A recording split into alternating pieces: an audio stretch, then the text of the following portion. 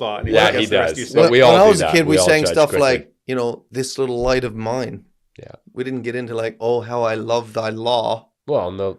Yeah. Well, okay, Matt. Sorry. It's okay to love the law. What's wrong with that? Apparently something, because you didn't sing it as a kid. And I just didn't know it was a song. No, I Who can sing sings it? it? I'll sing it to you later. I think it's from one of the Psalms. Anyway, you brought that verse up because... I already said my piece. Okay. Sorry if it wasn't deep enough for you, Matt. No, it was deep. I just thought you ended it How too did you soon. find the Hungry for Life fundraiser? I thought it was beautiful, actually. I think the stories that the gentleman told about being in Ukraine at the front line and stuff, Okay. I thought it was really beautiful. I hope they do really well for themselves. Did they actually make their mark? They wanted 250 grand, was it? I don't know. Yeah. I love for, you know, and what I appreciated most about those guys, they, you know, they stayed on point, but the gospel. What is Hungry for Life anyway?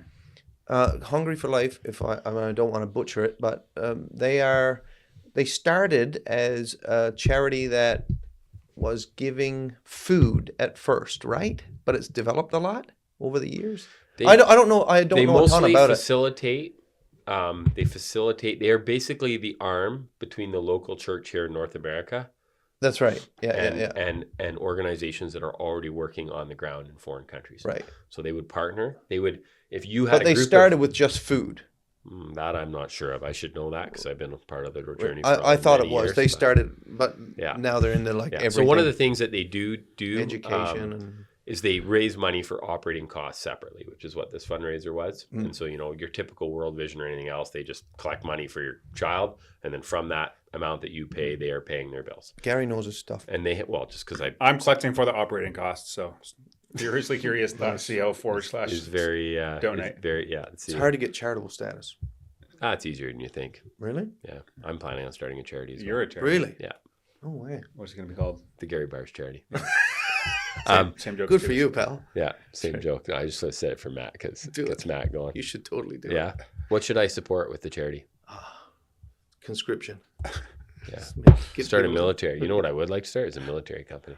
Thanks for listening, guys. Kyle's had enough of this. That's how he is. We're at time. What time is it? There is no time limit. We're like at an hour.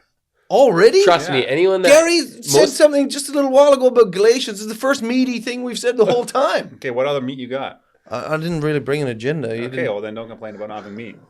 Man. All right. It's Kyle's personality shining through here. Didn't think we were this is participating in this Stalin's is Russia. how his family holidays are that he plans to. Well, we drove to Hope. We're going back home now. It's been an hour. Here, I've been gone. We've seen it. On. We gotta go. Okay. Yeah, well, sounds like a fun holiday. Start Salvation Army tomorrow. Talk about that. Is that meaty enough? Are you? Yeah. Oh, nice. Monday, Tuesday, like Wednesday, casual Thursday. shifts? Yeah. You'll love it. Or you won't. There's not much middle ground. Like people come in and love that kind of work, which I did. That's how I started ministry, starting at homeless. What do you think I'll learn?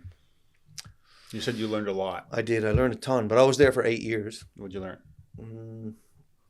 I learned, honestly, truthfully, the biggest lesson was introspective. Like I learned how selfish I was. Okay.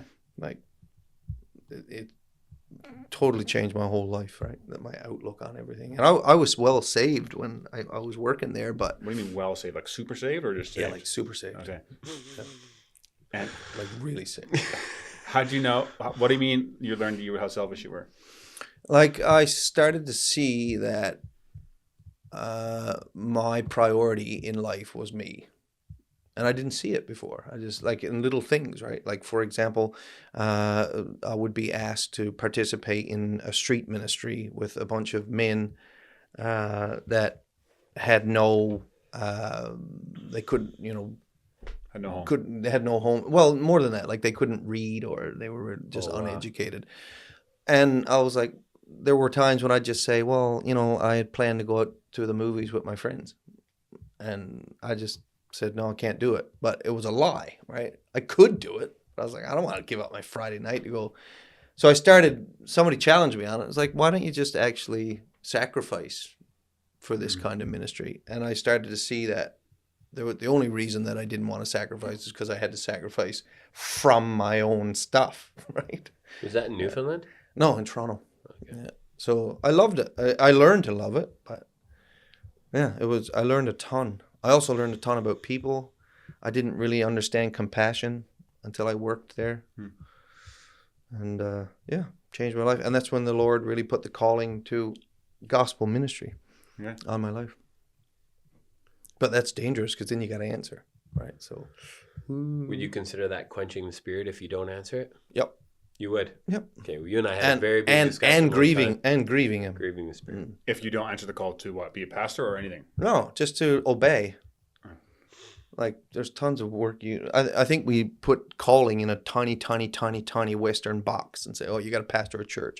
But, God could be calling you to something totally different. Yeah, totally. Still very weighty. But it will always involve self-sacrifice. He's for sure calling you to love your wife and your kids above everything else. Whatever you have. Whatever he calls you to will require self-sacrifice. And if what you think God is calling you to doesn't require your self-sacrifice, it's not the Lord's calling. Period. Boom. Boom. Yeah. That is a mic drop. Yeah, because God doesn't like to compete with the flesh. Okay. Well, sit with that, people. Thank you for listening. Catch you on the next one. Peace. All right. Oh, he's just short-circuiting it. Hey guys, thanks for listening to this episode of the Furiously Curious Show. If you were blessed by it, would you be willing to support the show? That would really help me and the show be able to grow, improve the production quality, be able to get more guests, hopefully create more shows as well. And so if you're open to doing that, there's a link in the description of the podcast here to do that, and that would be hugely appreciated. You can also subscribe to the show and follow it. That goes a long way as well. But either way, thank you for listening, and I'll catch you on the next one. Hey guys, if you enjoyed that episode and were blessed by it, would you be willing to support the show? That would help a lot in creating more content, improving the quality of the content, putting the production value, getting more guests on, and me being able to spend more time and energy towards it. So if you're interested in doing that, you can click up here and it'll take you to a support page. But you can also subscribe to the podcast by clicking over here and doing that. Thanks again for listening, and I'll catch you on the next one.